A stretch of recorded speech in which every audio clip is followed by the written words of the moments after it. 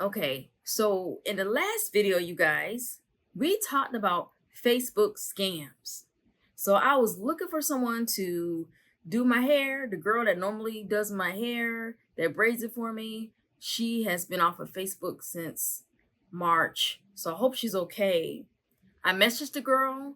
I said, hey, I need my hair braided. She never responded, and her page hasn't been active. So I went on Facebook, I typed hair braiders in Florence, South Carolina, and this person came up and she had pictures and they weren't her photos, they were somebody else's photos.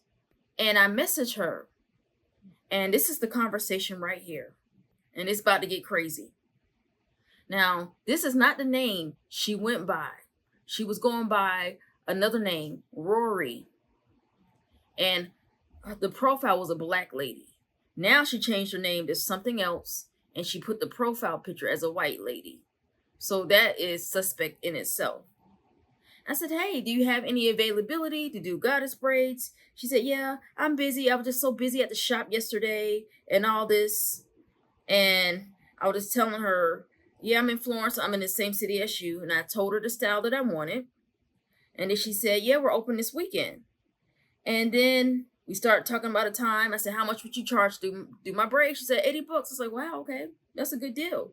And listen, when you're dealing with scammers, sometimes if it seemed too good to be true, it's too good to be true.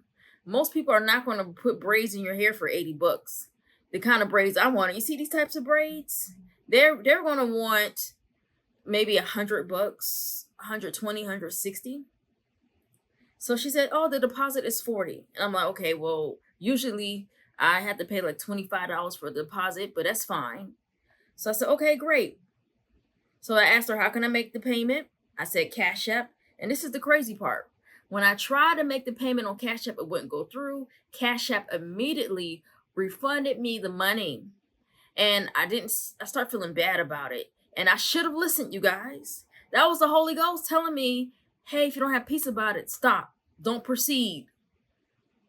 But I say, no, God, I need to get my hair done. I was determined to send her that money. So Cash App didn't work. So she sent me her Apple Pay link. So I set up Apple Pay. I didn't have it initially, but I found out how to set it up, and I sent her the $40. Now this is getting ready to get crazy.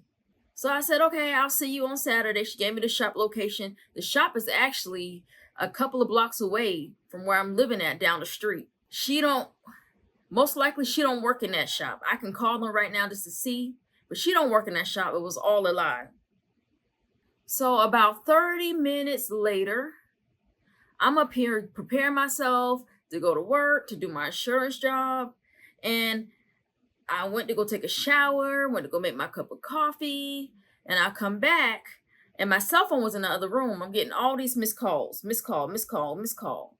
And she sent me this crazy message. Ma'am, please can you send me $100 or $70? I'm in the store right now trying to get stuff.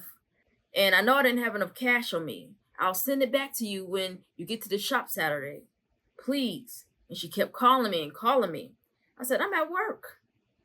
And she said, please, can you send it? And that's one thing with scammers do. They'll try to put pressure on you and try to tell you some stories. And it was just crazy. I was like, I just sent you $40. Like, what did you do with the $40 I just sent you?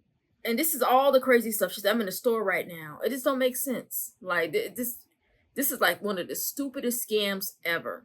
I said, I'm starting to feel like this is a scam. She said, no, I'm going to call you when I get in the car.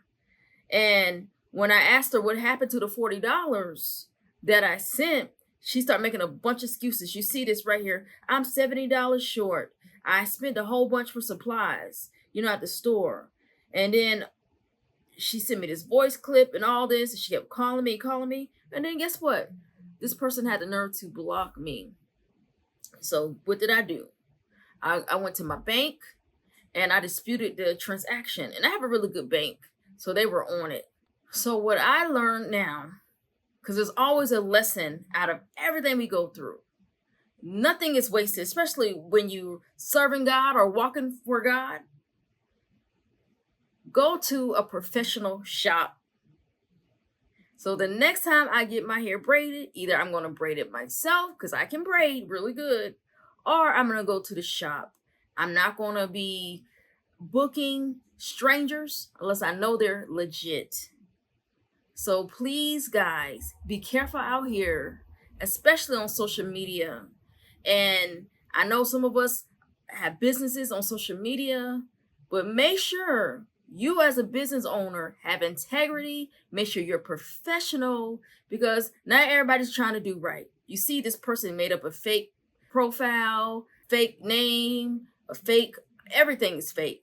And listen, if you don't have peace about it, don't do it. If you try to send something through Cash App, and then if it's blocked initially and it gives you this message, Cash App gave me a message saying that this account is usually associated with scam, pay attention. So I just wanted to share my story so you guys don't fall for the same traps. All right, you guys, I'll see you in the next video.